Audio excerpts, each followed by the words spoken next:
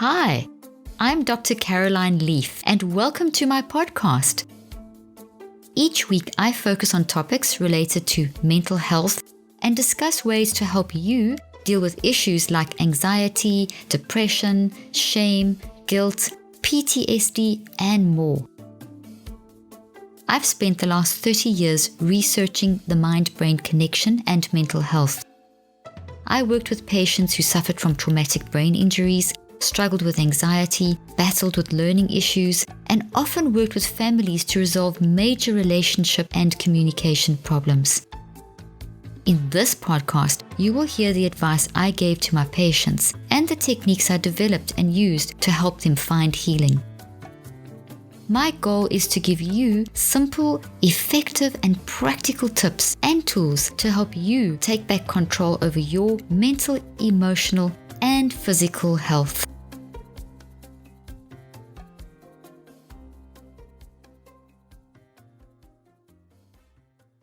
Before I begin today's discussion, I want to take a moment to thank everyone who has supported this podcast either by leaving a review, spreading the word, sharing episodes with friends and family, and posting about this podcast on social media. I love reading your reviews and learning how I can make this podcast even more helpful. Like this review from Ali, 8526. Amazing practical steps in Dr. Leaf's episodes. Dr. Leaf, I listened to your Identifying the Root of Anxiety episode and was able to talk myself out of an anxiety attack in 5 minutes by applying your steps when it usually takes 20 to 60 minutes. I was also able to identify the root of the anxiety attack by doing the final step of asking further questions and editing my written response. It was linked to an issue that happened over 20 years ago. Thank you so much for sharing these applicable steps that really work. Thank you, Ali. I'm so pleased it helped you. Now back to today's podcast. Today, I'm going to discuss 10 simple and practical mental self-care techniques to keep your brain healthy and reduce anxiety. First tip, stop stressing about not getting enough sleep. Fear of not getting enough sleep is actually more dangerous than not sleeping. And with all the media around how dangerous and how bad for your brain a lack of sleep is, it can be quite easy to get fearful about not sleeping. It's also awful when you're lying in bed at night and you're desperately tired and you can't go to sleep. What is a better way to manage sleep? Before I dive into that, I just want to tell you what sleep does. Sleep helps your brain, body, and mind regenerate. So when you go to sleep, you kind of go into housekeeping mode, where your brain is cleaned up, where your body's cleaned up, where you regenerate cells and kind of prepare for the next day. When we talk about managing sleep, we need to make sure that we do get enough sleep in order for this regeneration to happen. But the thing is that we all have to look at the context of our life. And depending on where we are and what context of our life we're in, or stage of our life, or what we're going through, that is going to affect our sleep.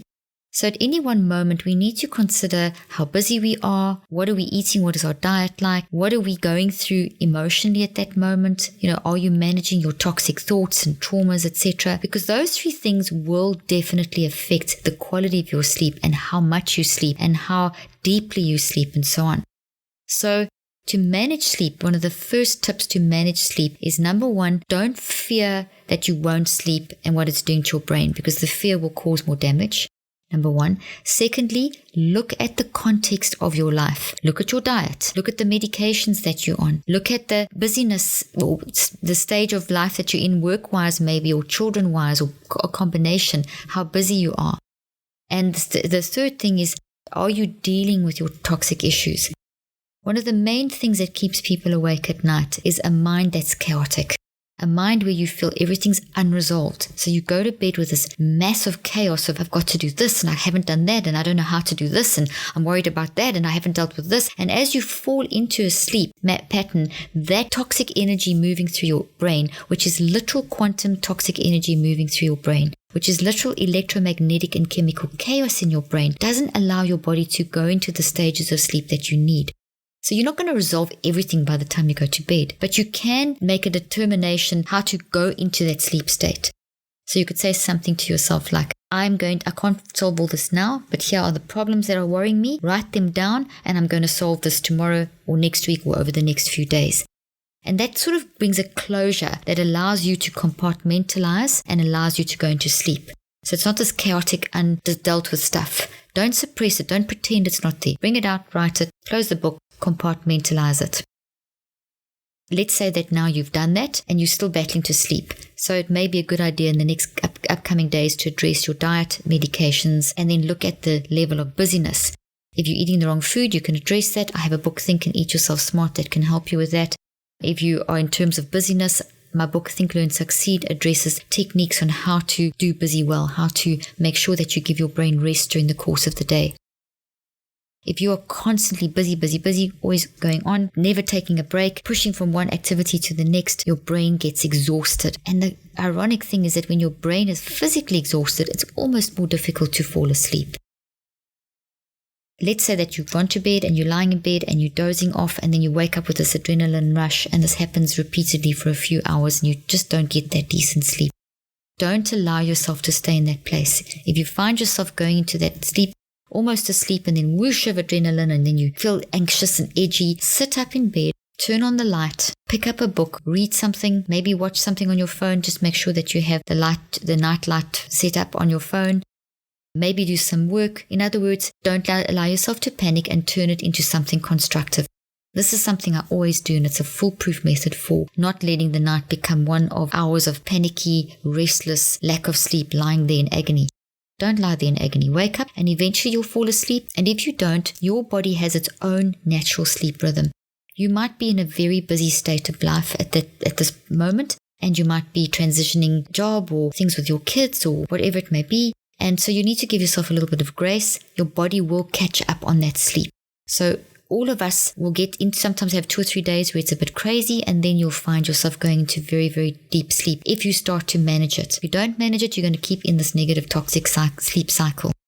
We all have our own rhythm, so we can't say for sure exactly how many hours of sleep we should have. The average seems to be pitched around 6 to 8 hours per night for adults and longer for children.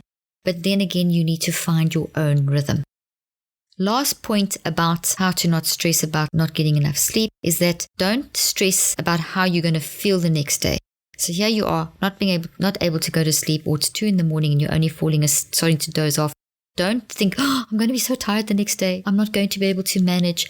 That mindset wires in that state of mind in your brain. You go to sleep with that, and that's what you will operate from the next day. That becomes the cloud or the way that you view the next day. So don't do that. Just say, it's okay. I'm going to sleep late. I'll catch up. I'll have a nap later, or I'll go to sleep earlier tonight. Give yourself that. And that shifts your body from toxic stress into healthy stress and makes your body work for you and not against you. So even if you get 1 hour of sleep, it will be incredibly rejuvenating. Tip number 2 is to reconceptualize. What is reconceptualizing? Reconceptualizing is seeing things from a different angle, looking at something differently, redesigning it. How do you do this?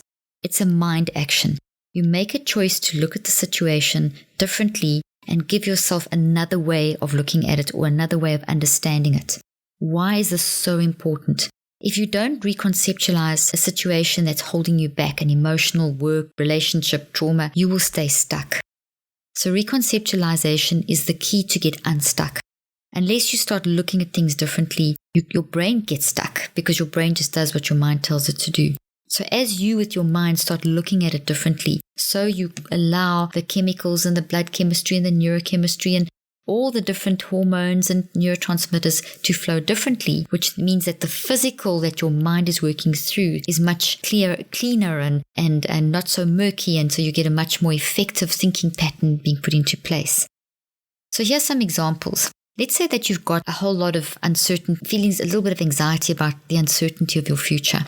Maybe you are graduating from school and you're going to university, or maybe you're graduating from university and you're going into the working life, or maybe you're just about to get married, or maybe you're just about to start a new job. All these are things that are uncertainty. So instead of thinking of all the negative or thinking of going down a rabbit hole of what could be wrong, see that as exciting. I don't know what's coming up, but this is exciting. The uncertainty isn't fearful, it's exciting. It could be this, it could be that. And give yourself a list. Even if you write that down, give yourself a list of how this could be exciting. And if you can't work any out or think of any, speak to someone. Let someone help you make that list and help you start looking at this thing from a different angle. Don't be scared to speak to someone when you're trying to reconceptualize something that feels uncertain. Another example, public speaking can be a huge issue for a lot of people. So there is always a level of good stress that can be experienced when you go into public speaking. But if you see it as something scary and threatening, and I can't do this, and I hate talking in front of people, and you go down that negative road, basically it does a whole lot of toxic stuff in your brain and you can't think clearly. So reconceptualize that fear into an excitement and anticipation. So it's okay to feel a little bit of, a few butterflies in your stomach, but you want the butterflies to kind of fly in order, not chaotically. So there is a level of stress, but it's good stress. It's anticipation. And see that feeling, the muscles tensing and the adrenaline pounding and the heart pumping and all those responses in your body. That is positive stress, making you clear and alert, and there's more dopamine flowing so you can remember what you're going to say, and there's more serotonin so you'll be calm when you say it. Start thinking of a whole lot of good things, and then so you reframe, you reconceptualize, you redesign the scary as something positive, and that completely changes how your body functions. Your body will work for you and not against you. Another example. Maybe you are dealing with some kind of a project. Now, this is what's happened in our life, in our business, in my life and in our business over the last couple of months. We've been working on a major project that has had many setbacks and many delays, and quite scary delays, and it's a big deal for our business. And there's been times where I've really had to practice reconceptualizing because I started seeing all the negative. And so I reconceptualized these setbacks and the delays and said, oh, these actually aren't bad, because these setbacks and delays enabled me to see what I didn't see before. I know so much more now than I knew a few months ago, and I would have made these mistakes later on. I've made them earlier on, so those mistakes have become learning experiences. So now I'm excited. I've reconceptualized what was becoming quite a big anxiety, almost like a PTSD kind of situation, into excitement about the possibilities and the opportunities and the breakthroughs and the new knowledge and the future that can be gained. So this whole project is now turned into something that's so exciting. My body feels differently. When I think about this project, I don't feel toxic stress, I feel positive stress. I make my body work for me and not against me.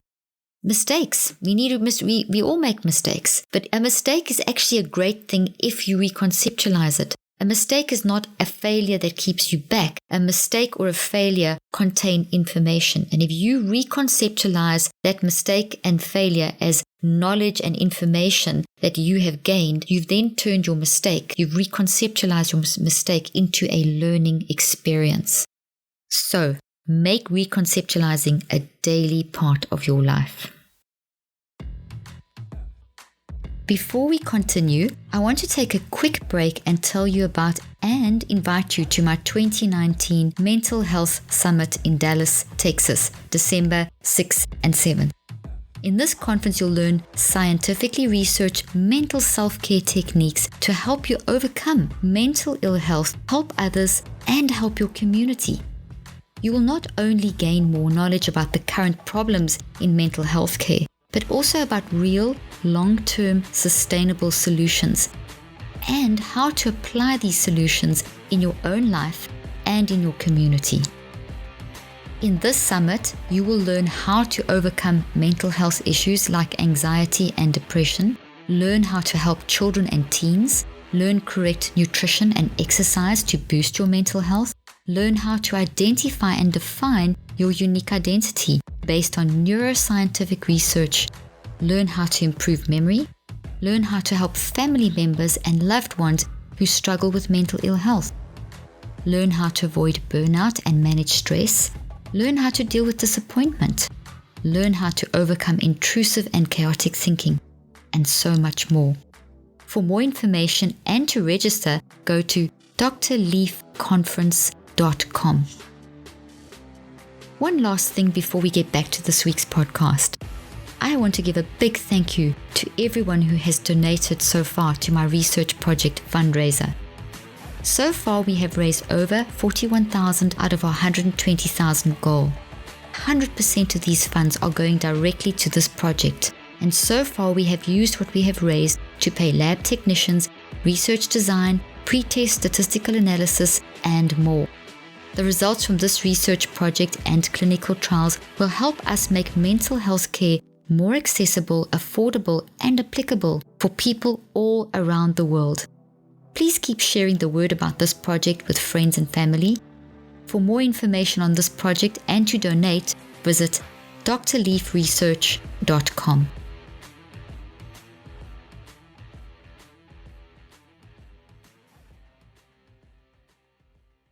Now back to today's podcast. Tip number 3, practice self-regulation. What is self-regulation? It is a deliberate and intentional observing of your own thoughts, words, and actions, and changing and controlling them when necessary. I call this technique our multiple perspective advantage. We have this uncanny and unique ability as humans to literally stand back and observe our own thinking and feeling and choosing literally every 10 seconds. So we can consciously and deliberately be very aware of our body movements, our facial expressions, our word choices, what we're doing, how we're responding to people, how we're reacting to people, how people are reacting to us. And that is a skill that's in us, but it's definitely a skill that we can drown with the busyness of life and toxic thinking and so on. So it's something that we should practice all the time, because as we practice self-regulation, we become much more effective in how we function daily with everything, relationships, work, etc. So how do you do this? You just have to consciously and deliberately think of what you are thinking about, what you are feeling, what you are choosing. Be conscious of it. So right now, as you're listening to me, you can practice this. Be aware of maybe your hand movements. Be aware of your facial expression. Be aware of how you're breathing. Be aware maybe of a conversation that you just had. Be aware of something that's coming up. As you do this, the front part of your brain, quick side note, your whole brain is responding. Your brain responds to your mind. But when you deliberately self-regulate, you increase the firing in the frontal lobe, and that's very good because it gives you your brain more, your brain functions at a much higher level. There's more control. Self-regulation gives you control, stops you being reactive and irritated and doing those things that kind of catch us when when you don't think things through properly. One of the best ways to practice self-regulation is to start a thought journal. So as things happen, you write down your reactions, you write down the triggers, you write down the context. You capture whatever you can about that as soon as you can. You could do this in a handwritten journal. You could capture it as notes on your phone. And what you do is you start building up a log. And then as you look back at that log, you can analyze the patterns of what is going on. Are there certain definite triggers that are activating this? Are there certain, how often are you doing it? Are there intrusive thoughts that keep coming back over and over again? So you start learning to stand back and analyze what you are saying, what's shooting out of your mouth, your reactions, capturing those, and then you can analyze those and work out better ways of dealing with situations, better ways of reacting. But by not being aware, you can't manage. A thought journal will really help you train yourself to be much more self-regulatory because you'll see what you're actually doing and saying and in the moment, and you can then get the patterns and triggers and things. Very, very helpful way of training yourself to self-regulate. Here's a couple of examples. It's really good to self-regulate your expectations. You wake up in the morning, you're going to have a discussion with your family. Let's say you've got a family around you that you live with people, and it could be that you went to bed yesterday not sorting out something, or there was something going on in your family. When you wake up in the morning, self-regulate your expectation. Are you going to expect this to continue? Are you going to expect this to change? Are you going to expect that person to be angry? Or whatever expectations are imaginations. As you expect, you imagine. As you imagine, you build that network in your brain. Whatever you build into your brain, that's what you're going to say and do. So you create a reality. So manage your expectations. If it's negative expectation of what the communication is going to be over breakfast with that person, it's going to be negative. But if you manage it and say, okay, this is how it was, but I'm going to expect that I'm going to stay calm and I'm going to be able to manage this. I'm expecting that person to just respond to me being very loving. You change the whole way that you function, and that will definitely have a positive impact on the other person. Thoughts are real things. Thoughts are the result of your thinking, feeling, and choosing. So when you self-regulate, you actually really are designing your thoughts. You're building and structuring them in the way that you want to produce what you want to say and what you want to do. If you think of thoughts like that, it makes sense to self-regulate, because whatever you self-regulate is going to result in something you build. Whatever you build into your brain and your mind is what you're going to say and do. So you're creating your next reality. So self-regulation helps you to decide what's the best next reality. If we don't control this, toxic thoughts grow like weeds. They have this viral growth effect in the brain, and it can just go down a rabbit hole. You can always change them, but it's so much more work to change what's created than it is to just not do it in the beginning. So self-regulation is very preventative and leads to a lot more organized thinking and less chaotic thinking. Another thing to remember, which relates to the first point, is that an unregulated mind does definitely affect your sleep, because it's chaotic thinking that disturbs the sleep pattern. If you don't self-regulate during the course of the day, it's cumulative. It builds up, and now you're in bed and you're trying to sleep, and suddenly you've got this chaotic mindset, you're exhausted but you're wide awake, and all the things that I spoke about in point 1. So self-regulation is a good tool to make sure you get good sleep at night. Socrates once said that the unexamined life is not worth living. Self-regulation teaches you to have an examined life. Tip 4, use breathing to help manage your mental health. What does breathing do? Well, it keeps you alive for starters, but basically when you breathe in a very deliberate way, and I'll give you a couple of techniques in a moment, you dissipate cortisol. Now, cortisol is a good thing, but cortisol works with your hypothalamic pituitary axis, which is the HPA axis, which has everything to do with how you control your stress. And cortisol is part of that whole process. And all of the chemicals that are released in the stress response are good for you if they're managed. And by saying managed, if we control our thinking, chaotic, toxic thoughts, etc. So when you're in a panic attack, or when you're in a situation where you just really are flawed and you don't know what to do, you can't think, breathing is a fantastic first step.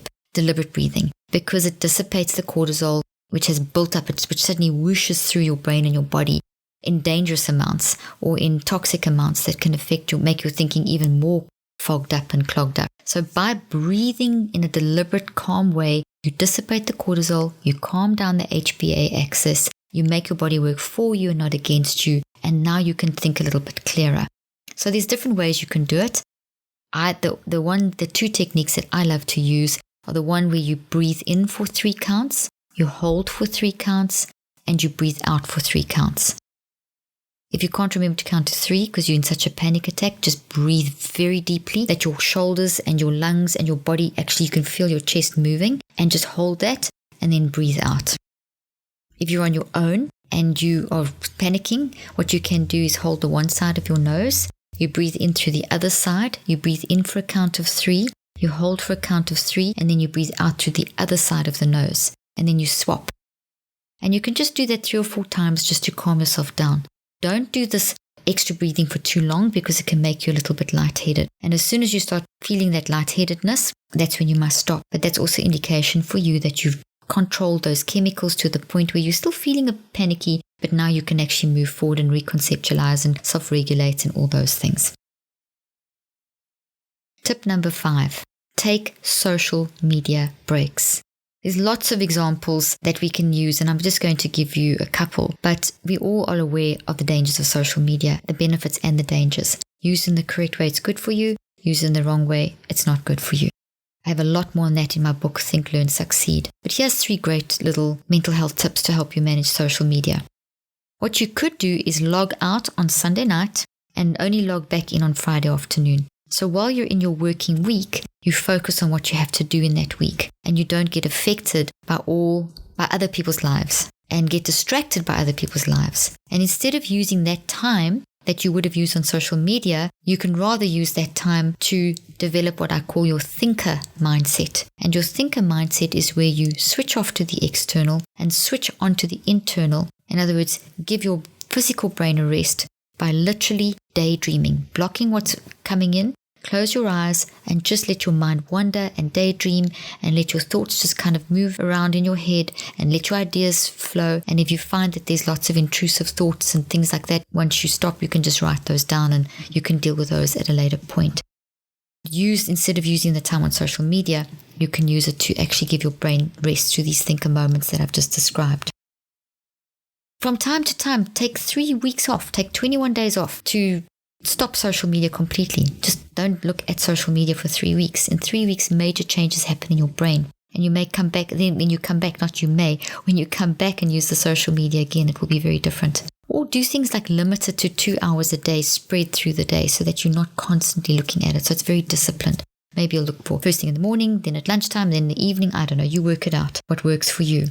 Remember, social media is only a curated snapshot. It's not the full story. It's a curated and edited snapshot of someone's life. They're presenting what they would like you to see. It's not the full story. So don't compare yourself. Watch what you say in comments. Would you say that same thing to that person face to face? Sometimes I look at our social media and I see the comments that people put there and I think, wow, would they say that face to face? And that's a good question to ask yourself. Would you even say that at all if you were sitting opposite that person? And also watch the words. Watch the way you construct the words. Watch the exclamation marks. Watch the emojis, because you're conveying a lot of other emotions in those as well. Next week, we will dive into 5 more simple and practical mental self-care techniques to help keep your brain healthy and reduce anxiety. If you are interested in learning more about how you can improve your mental health, be sure to visit my website at drleaf.com and to sign up for my weekly newsletter, where I also include a schedule of my speaking events and so much more. Thank you for joining me today. I really hope you learned something new and helpful. Be sure to leave me a review and tune in next week. Till then, I'm Dr. Caroline Leaf.